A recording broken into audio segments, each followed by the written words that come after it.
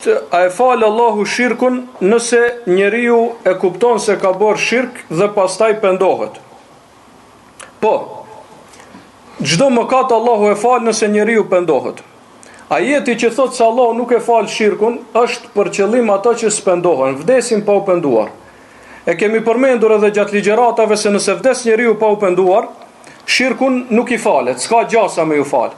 Ama mëkatet tjera janë tahtel meshije, thonë dietarët e Ehlus Sunnetit, janë dorë të Allahut. Nëse don ja fal, nëse s'don s'ja fal. Mëkatet tjera, nëse vdes pa u penduar prej mëkateve tjera.